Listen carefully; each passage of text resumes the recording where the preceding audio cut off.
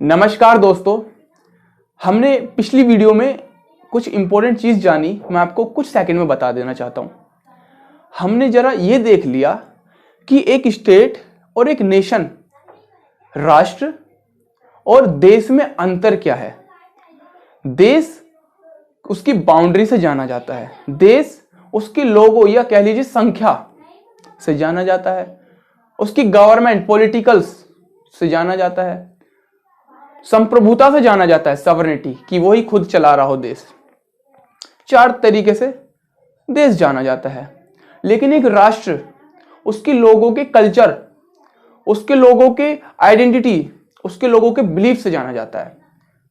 अगर पाकिस्तान मुस्लिम देश है, इस्लामिक देश है, तो वो अलग से जाना जा रहा है। चाइना अलग जाना जाता है, रिलीजन ही नहीं मानता। बुद्धिस्ट देश अलग माने जाते हैं, क्रिश्चियंस अलग, तो वो राष्ट्र हुए। लेकिन स्टेट उससे परे हटकर है। स्टेट बाउंड्री इन सब चीजों से जाना जाता है। मैंने इसका छोटी सी टॉपिक बता दिया, पर्पस क्या होता है इसका, क्या उद्देश्य रहता है इसका। और मैंने ये बताया था भारत एक स्टेट नेशन है, भारत में मल्टी कल्चरलिज्म है, इसलिए पहले हम स्टेट हैं फिर नेशन है। ठीक, अब जरा इसी को मैं आगे बढ़ाता हूं चैन के साथ। जब हम एक स्टेट और नेशन है तो उसको कंट्रोल करने के लिए हमने कॉन्स्टिट्यूशन लाया, और मैंने वीडियो में बता ही रखा है अपनी पहले वाली। कॉन्स्टिट्यूशन क्या करता है? एक बॉडी है जो कि एक रूल बुक है। गवर्नमेंट और हम सबको अधिकार देता है, गवर्नमेंट को उसकी पावर्स, उसकी दिशा बताता है। इसे ही सोशल कॉन्ट्रैक्ट कहते हैं हम। और जब कॉन्स्टिट्यूशन को इंप्लीमेंट करा जाता है उस बॉडी को, उसे ही हम कह देते हैं डॉक्ट्राइन ऑफ कॉन्स्टिट्यूशनलिज्म। किसी भी एक्ट या कानून को डॉक्ट्राइन कह देते हैं पॉलिटिक्स में। इसके दो उद्देश्य मैं आपको बताऊंगा। एक उद्देश्य ये कि गवर्नमेंट की पावर को लिमिट करे। अगर मेरे पास पावर है ना, तो मैं ओवर यूज कर सकता हूं जब तक मेरे को कोई रोकेगा नहीं। तो गवर्नमेंट को रोकता है ये कॉन्स्टिट्यूशन, बताता है गवर्नमेंट उधर नहीं जाना, जहां हमने कहा है वहीं जाना है। और खान सर का एक बड़ा पॉपुलर डायलॉग है कि ये देश को लूट के खा जाते हैं नेता अगर संविधान ना होता। इसी से जुड़ी हुई बात है। अब एक बात मैंने बता दी, लिमिट करता है पावर। दूसरी बात, गवर्नमेंट हाविर ना हो जाए, आर्बिट्रेरी ना हो जाए, ज्यादा पावरफुल ना हो जाए, देश को कब्जा ना ले। आप इसका वर्ड सर्च कीजिएगा, आर्टिबेरी का, आर्टिबिटेरी। उसको प्रिवेंट करता है गवर्नमेंट को, गवर्नमेंट वो ना हो जाए। प्रोमोट रूल ऑफ लॉ, ये बात समझ में आ गया कॉन्स्टिट्यूशनलिज्म क्या है। अब ये आता कैसे है कॉन्स्टिट्यूशनलिज्म? एक इसका सिग्निफिकेंट है जब हम रूल ऑफ लॉ को फॉलो करते हैं। देखिए, हमारे देश में रूल ऑफ लॉ है तभी हमारा कॉन्स्टिट्यूशन है। रूल ऑफ लॉ का मतलब कानून का राज। भाई कौन सबसे ऊपर, तुम या मैं, या वो, कोई नहीं, वो का मतलब कॉन्स्टिट्यूशन। कॉन्स्टिट्यूशन सबसे ऊपर। अब कॉन्स्टिट्यूशन ऊपर का मतलब रूल ऑफ लॉ है, कानून चल रहा है, कानून चला रहा है, और आपको भी चलना होगा। रूल ऑफ लॉ का एक बहुत बड़ा उदाहरण मेरे सामने है। कैसा? अगर हमारे देश में रूल ऑफ लॉ है, इसका मतलब इक्वालिटी भी होगी। अगर मैं कहूं कि मुझे अपनी टीचिंग को प्रमोट करना है, तो क्या कहूंगा कि यार किसी स्टूडेंट के साथ भेदभाव ना करो, अच्छे से समझाओ, इक्वालिटी रखो, प्रमोट होगा नहीं होगी मेरी टीचिंग। ठीक ऐसे ही रूल ऑफ लॉ, अगर इक्वालिटी है हमारे देश में तो वो प्रमोट होगा। इक्वालिटी बिफोर लॉ इसे कहा जाता है। अभी इसके ऊपर मैं सेपरेट वीडियो बनाऊंगा कि इक्वालिटी बिफोर लॉ और इक्वल प्रोटेक्शन ऑफ लॉ क्या है।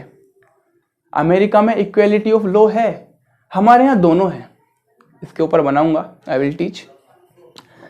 एक डायलॉग में मारूंगा अब, rex is lex, lex is rex. कोई वैक्स नहीं है, लैक्स है। रैक्स का मतलब किंग, राजा ही, लैक्स का मतलब लॉ, कानून। राजा ही कानून है। अगर मैं राजा हूं ना, मैं ही कानून हूं, जो मैं बोलूंगा करना पड़ेगा आपको। राजा ही कानून है। क्या ये बात आपको किसी भी तरीके से ठीक लग रही है? क्या रूल ऑफ लॉ है कहीं भी? नहीं है, गलत है। Lex is row, lex is rex, ये सही है। मतलब राजा कानून नहीं है, कानून ही राजा है, कानून ही एक राजा है, ये बात ठीक है। तो लेक्स इज रेक्स, कानून एक राजा है।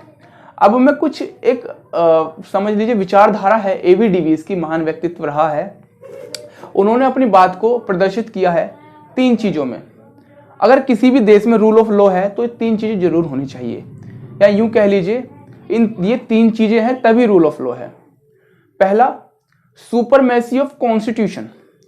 हमारे देश में कॉन्स्टिट्यूशन सबसे सर्वोपरि रहना चाहिए। आपने सुना होगा कई पॉलिटिकल पार्टीज से कि मैं ना इस धर्म का ना मैं उस धर्म का, मैं कॉन्स्टिट्यूशन को मानता हूं, सुना होगा। तो सुपरमेसी ऑफ कॉन्स्टिट्यूशन रहनी चाहिए। इक्वेलिटी रहनी चाहिए हमारे देश में। मैंने बोला ना, प्रमोट करती है रूल ऑफ लॉ को इक्वेलिटी। अगर सामने राजा है और एक दास है, मेरे आंखों में तो पर्दा लगा रहना चाहिए, मेरे आंखों में वो रहना चाहिए एक इंसान है, जिसने गलती करी उसे सजा मिलेगी, चाहे वो राजा हो या राजा का खानदान, सजा सबके लिए बराबर है। ठीक जी दोस्तों, ये इक्वेलिटी 2 चीज हो गई, सुपरमेसी और इक्वेलिटी। तीसरी चीज उन्होंने बड़ी महत्वपूर्ण कही है, एक लीगल स्पिरिट रहनी चाहिए, predominance of legal spirit. Legal spirit क्या है? अच्छा मुझे एक बात बताइए, सारी चीज हो जाए, कॉन्स्टिट्यूशन इंप्लीमेंट हो जाए, सबसे बड़ा कॉन्स्टिट्यूशन है मेरे देश का, क्या अच्छे से आज भी इंप्लीमेंट हो पा रहा है? कहां बात अटकती है? स्पिरिट की। अगर आप रेड लाइट पर रुकते हैं तो कॉन्स्टिट्यूशन की बुक लेकर रुकते हैं कि हाँ यार ये वाला लॉ है, इट्स माय फंडामेंटल ड्यूटीज कि मैं रूल को फॉलो करूं, ऐसे नहीं। आपके अंदर स्पिरिट होती है, एक विचारधारा होती है, मुझे रुकना चाहिए।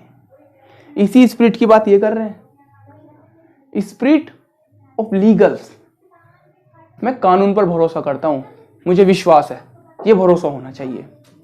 कहते हैं ना, I will see you in court, तो एक लीगल स्पिरिट दिखाता है ये डेफिनेशन, ऐसी स्पिरिट होनी चाहिए। अब दोस्तों, इंडिया का एक बेस्ट एग्जाम्पल है। अगर मैं कहूं कि भारत में रूल ऑफ लॉ है, आप पूछो बताओ कैसे, मैं बताता हूं कैसे। भारत की संसद में 106 अमेंडमेंट हो चुके हैं आज तक। क्या ये रूल ऑफ लॉ को नहीं दर्शाता? बिल्कुल दर्शाता है। रूल ऑफ लॉ है तभी रूल चेंज हो रहे हैं, तभी सोसाइटी की रिक्वायरमेंट, उसकी नेसेसिटी, नीड या उसकी एस्पिरेशंस को लेकर हम अमेंडमेंट कर रहे हैं। राइट टू एजुकेशन नहीं था पहले हम पे, क्योंकि इतना इंफ्रास्ट्रक्चर या व्यवस्थाएं नहीं थी देने के लिए इसको फंडामेंटल राइट, लेकिन अब है 86 में कर दिया है अमेंडमेंट में। तो यही तो है रूल ऑफ लॉ, हमारी संसद अमेंडमेंट कर सकती है। दूसरी अगर मैं चीज बताऊं, आर्टिकल 13, 14 और 21 में सीधा सीधा बोला गया है कि रूल ऑफ लॉ। आर्टिकल 13, 14 और 21 साफ साफ बताते हैं। आर्टिकल 13 में कहा गया है कि आप गवर्नमेंट के काम को चेक कीजिए, आप परखिए काम को कि क्या वो इक्वलिटी ऑफ लॉ है या नहीं। तो यही तो है रूल ऑफ लॉ, हम गवर्नमेंट के काम को देख सकते हैं। आर्टिकल 14 इक्वलिटी की बात करता है, और इक्वलिटी है तो रूल ऑफ लॉ है। 21 राइट देता है हमें, right to life, right to freedom of speech, पढ़ेंगे इनको भी। यही तो है रूल ऑफ लॉ। लेकिन दोस्तों, इस वीडियो में आपको मैं कुछ बातों पर छोड़ना चाहता हूं। हमारे यहां पूरी तरीके से रूल ऑफ लॉ है ये कहना आसान नहीं है, क्योंकि कुछ एक्सेप्शंस भी हैं। कैसे? ये देख लीजिए। आप मुझे बताइए भाई, लेजिस्लेचर कानून बनाता है, एग्जीक्यूटिव कानून लागू करती है, इंप्लीमेंट करती है ग्राउंड पर, जुडिशरी उसे जस्टिस देती है अगर कुछ हो तो। ये 3 ही तो हैं ऑर्गन, क्या इससे अलावा कुछ है? बिल्कुल है। क्वासी बॉडीज, क्या है क्वासी बॉडीज?